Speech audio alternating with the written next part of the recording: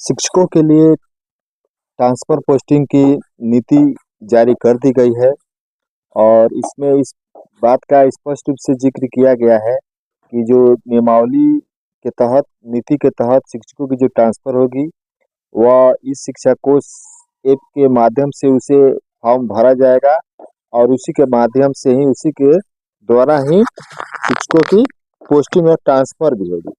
तो आइए चर्चा कर लेते हैं कि जो प्रारूप बनने वाला है, शिक्षकों की ट्रांसफ़र नियमावली का जो प्रारूप किस प्रकार से फार्म भरा जाएगा, उसका ज़िक्र कर लेते हैं कि कैसा है वो प्रारूप।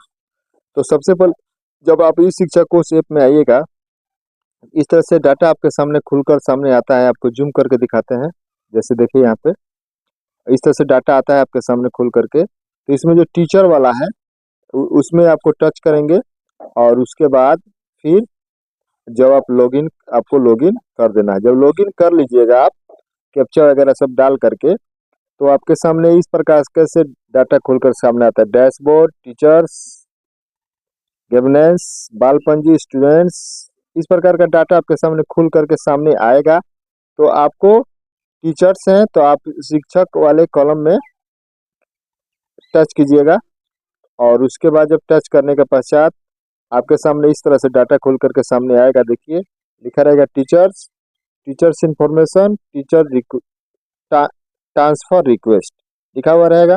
तो जब आप ट्रांसफ़र रिक्वेस्ट पर क्लिक कीजिएगा, तो ट्रांसफ़र रिक्वेस्ट पर क्लिक करने के उपरांत इस प्रकार का डाटा आपके सामने खुल करके सामने आएगा, जैसे raise transfer request check status. तो यहाँ पे डिस्ट्रिक्ट लिखा हुआ मिलेगा, ब्लॉक लिखा हुआ मिलेगा, क्लस्टर यानी संकुल लिखा हुआ मिलेगा आप किस संकुल में, और उसके बाद स्कूल का नाम लिखा हुआ मिलेगा। मतलब कि पहले आपका यह डाटा जो है इस प्रकार से, और उसके बाद जब आपको क्या करना है, उसके बाद देखिए यहाँ पे जिक्र किया गया रिक्वेस्ट ट्रांसफ़र टू स्कूल, मतलब किस स्कूल में आप ट्रांसफ़र करवाना चाहते हैं। तो जैसे जिस स्कूल में आप ट्रांसफ़र कराना चाहते हैं, मतलब कि आपको कोई ना कोई जिला आवंटित हुआ ही होगा, तो इस आवंटित जिले का नाम इसमें भर देना है। उसके बाद यहाँ पर ब्लॉक का नाम भर देना है। उसके बाद यहाँ क्लस्टर का नाम भर देना है। आपको इस बात की जानकारी होनी चाहिए कि आप किस संकुल में अपना ट्रांसफ़र करवाना चाह रहे हैं, किस विद्यालय में। आपको तो इस बात की जानकारी कर लेनी होगी और उसके पश्चात ही आप उस विद्यालय जो है वो किस संकुल में स्थित है उसकी भी जानकारी होगी, और उसके बाद किस प्रखंड में आप कराना चाहते हैं इसके बात की भी जानकारी आपको कर लेनी होगी। तब इसमें आप स्कूल भर दीजिएगा और उसके बाद यहाँ पर जो सबमिट का ऑप्शन है इसको सबमिट कर दीजिएगा। और जब सबमिट कर दीजिएगा तो आपके सामने इस तरह से देखिए डाटा भरा हुआ आ जाएगा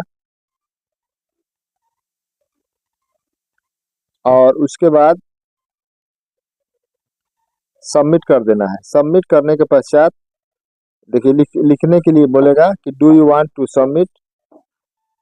तो जब आप इसको सबमिट कर दीजिएगा तो लिखेगा कि ट्रांसफ़र रिक्वेस्ट राइट सक्सेसफुली। उसके बाद यह लिखने लगेगा कि आपका जो ट्रांसफ़र के लिए आपने जो यह भरा है वह स्वीकृत कर लिया गया। और उसके बाद आप चाहें तो आप इसको चेक भी कर सकते हैं।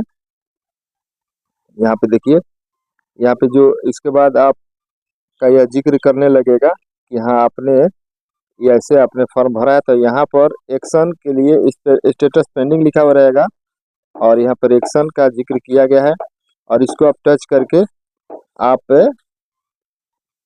जब इसको टच कीजिएगा तो आपका इस तरह से डाटा सामने आ जाएगा कि हाँ आपने जो ट्रांसफ़र का जो स्टेटस है क्या क्या आपने भरा है। तो इसमें क्या क्या जिक्र करेगा, टीचर्स नेम, अपॉइंटमेंट, किस स्कूल से, ब्लॉक का नाम, मतलब पहले ऊपर आपका यह जिक्र आएगा और नीचे आपने किस स्कूल के लिए किया हुआ है उसका यह आपका यह जिक्र आएगा। और आपको एक बात बता दें, जब फॉर्म फिलअप कीजिएगा तो यहाँ पर एक रिमार्क लिखा हुआ मिलेगा।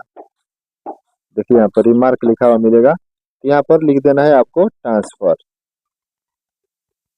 ट्रांसफ़र रिमार्क में लिख देना है और इस तरह से यह परफॉर्मर यह तैयार होने की संभावना है। इसी तरह से आप, तो इसलिए आप पूरी तरह से तैयार रहें कि कैसे आपको ई शिक्षा कोश ऐप पर फॉर्म अप्लाई करना होगा ट्रांसफ़र के लिए। अगर आपको यह जानकारी अच्छी लगती है तो इसे दोस्तों बंधुओं में शेयर कीजिए ताकि वो भी इसका लाभ प्राप्त कर सके। तो मिलते हैं दूसरे वीडियो में, तब तक के लिए जय हिंद, वंदे मातरम।